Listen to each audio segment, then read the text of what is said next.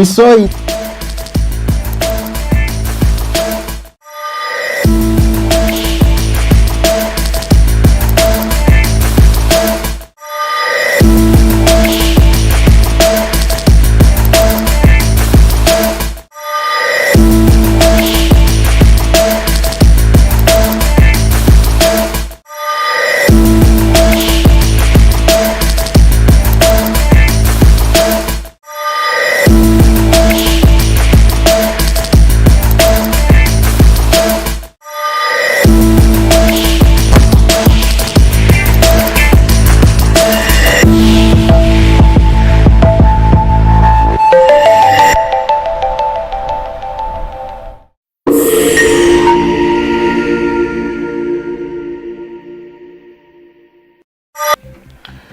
Good afternoon, this is the Icu TV's main news.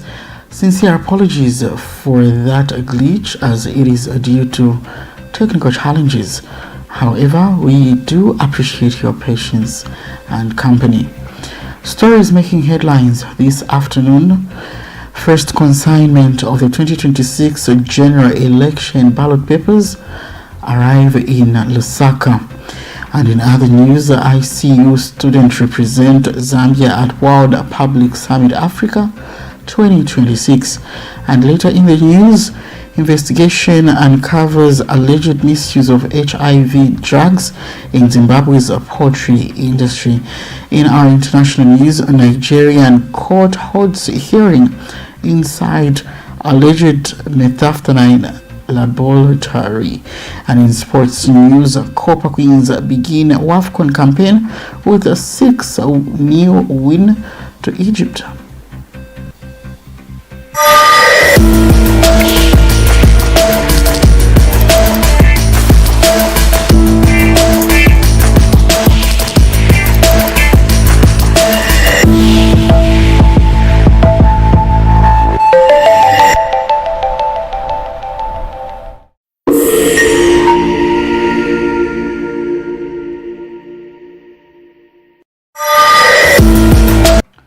With the news in detail, I am Misha Kinjaka Edgars, and of course, on the transmission box, we have Memory Mango.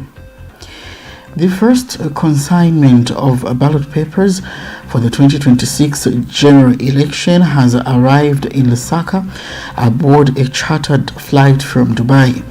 Representatives from political parties, civil society organizations, as well as faith-based organizations, the media, and other stakeholders at Kenneth Kaunda International Airport were at the airport to witness the arrival of the election materials. This arrival marks a key step in preparations for the August 13, 2026 general election.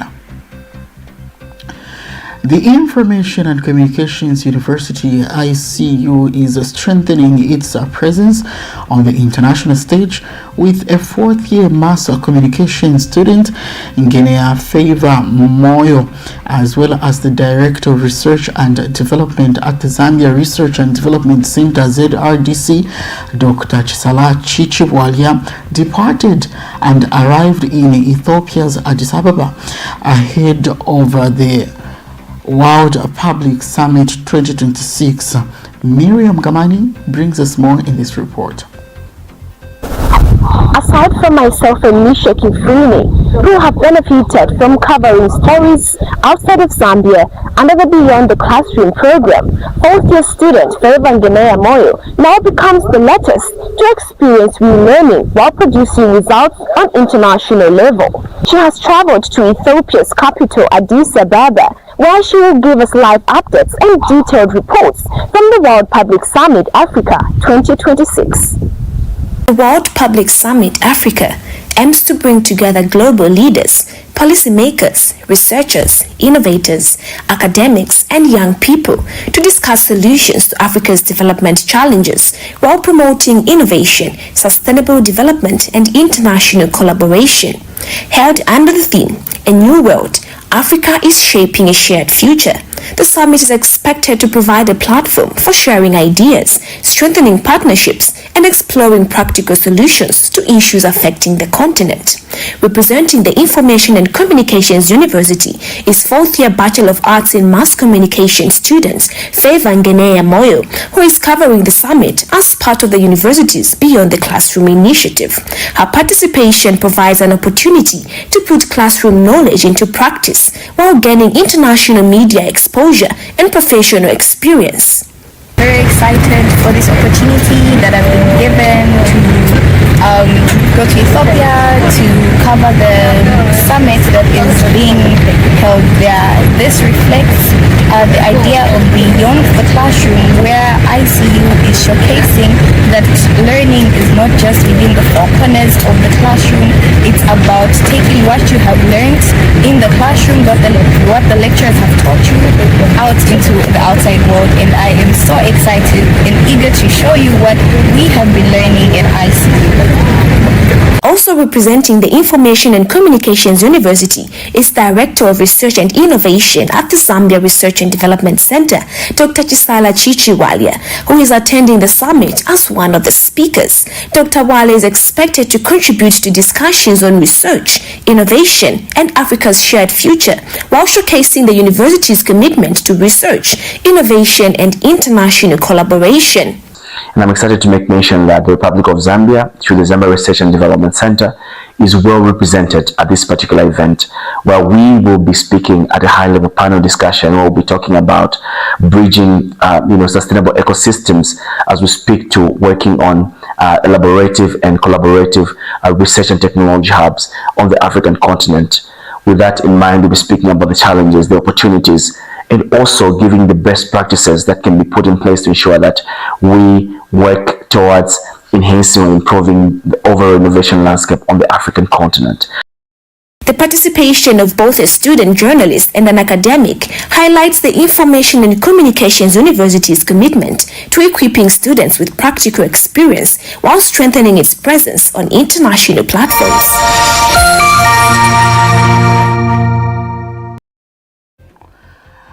An investigation by the Southern Africa Accountability Journalism Report has uncovered allegations that some poultry farmers in Zimbabwe are illegally using antiretroviral drugs, commonly known as ARVs, with chicken feed. ICU TV's Beauty Nkonde brings us more.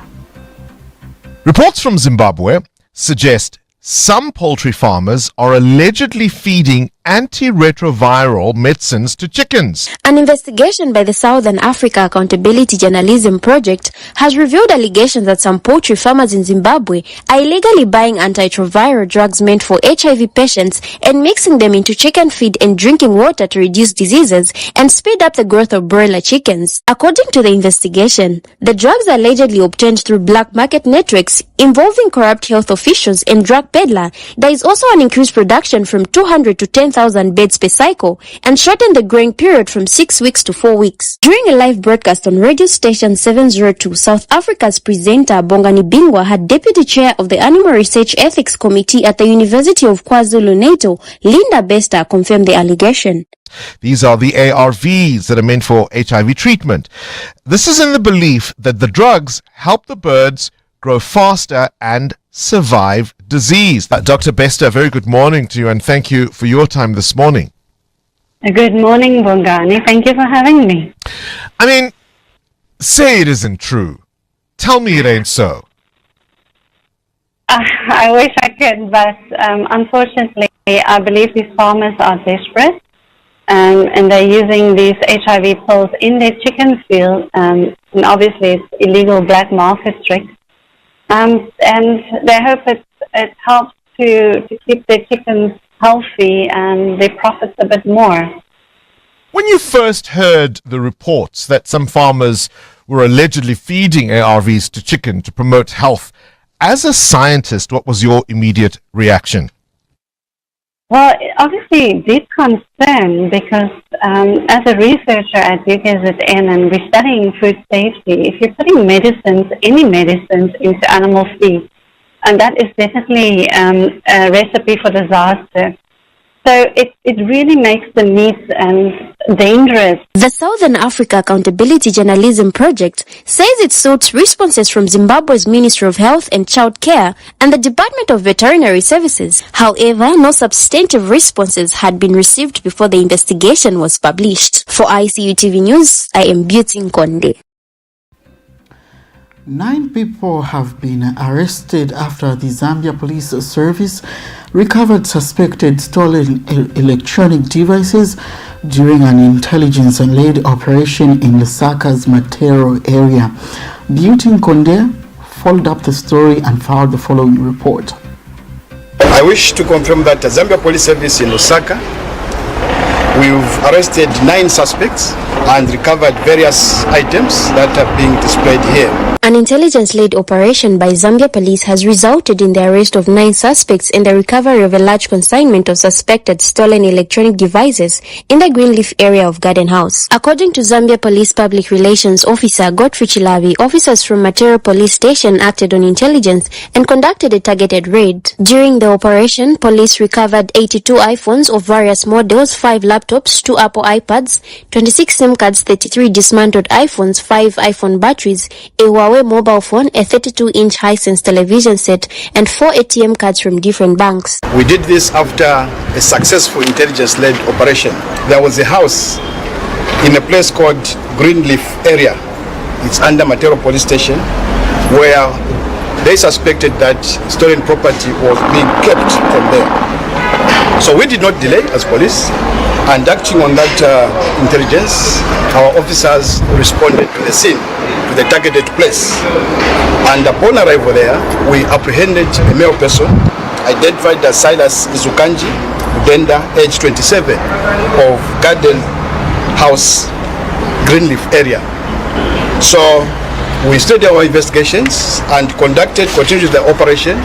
And during that operation, we recovered the following items that we've displayed here. So we have 82 iPhones of various models, 5 laptops, iPads, small phones too, 26 SIM cards of various mobile networks, 33 dismantled iPhones, 1 by 32-inch television set, which is here, and 5 ATM cards. Initial investigations indicate that the suspects, believed to be residents of Matero, are linked to a series of theft-related offences committed within Lusaka. Police say all 9 suspects remain in custody as investigations continue, while efforts are also underway to recover more suspected stolen property and identify its rightful owners. Police have since appealed to members of the public who have recently lost mobile phones, laptops or other electronic devices to report to Matero Police Station to assist in identifying and recovering their property. For ICU TV News, I am Beauty Nkonde. We take our first set of commercials. Stay tuned for international and sports news. The Information and Communications University is driving the thrill for the nation in research and development. Enroll now for full-time and distance programs in the School of Engineering, Humanities, Business and Education. To apply, visit our website at www.icuzambia.net or call us on +260 211 221 662 or 0966 342 359. Sponsorship is available. Enroll now.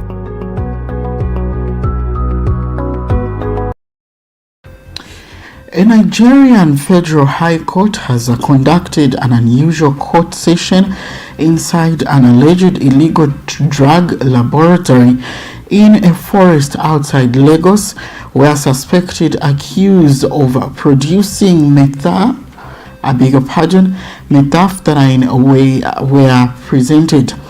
Justice Musa Kakaki inspected chemicals and equipment at the site, where 3 Mexicans and 7 Nigerians were paraded in a connection with the alleged production of the illegal drug, commonly known as crystal meth or ice. The National Drug Law Enforcement Agency said the move was necessary to help a court understand the scale of the operation, which involved various chemicals and equipment found at the makeshift facility. We take another break. Stay tuned for sports news.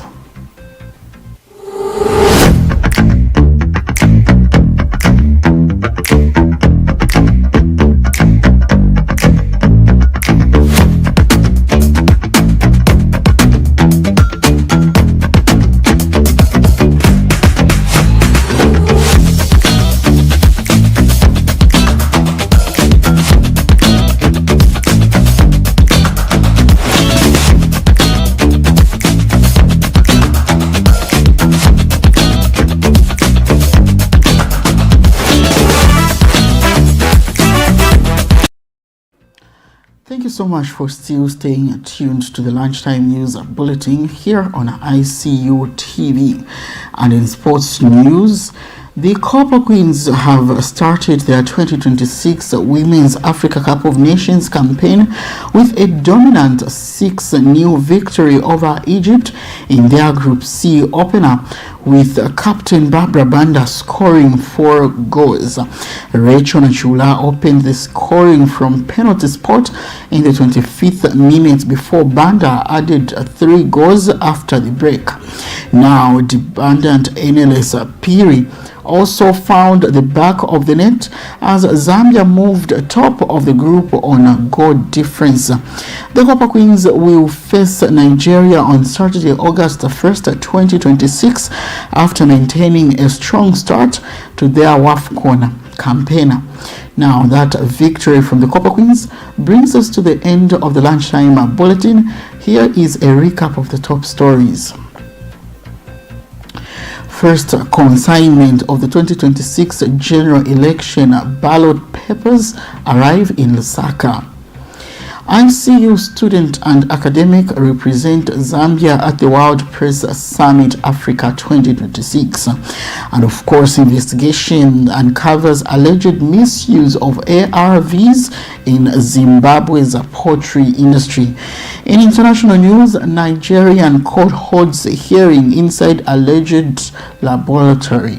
And finally, in sports news, Copper Queens begin Wafcon campaign with a 6-0 victory over Egypt.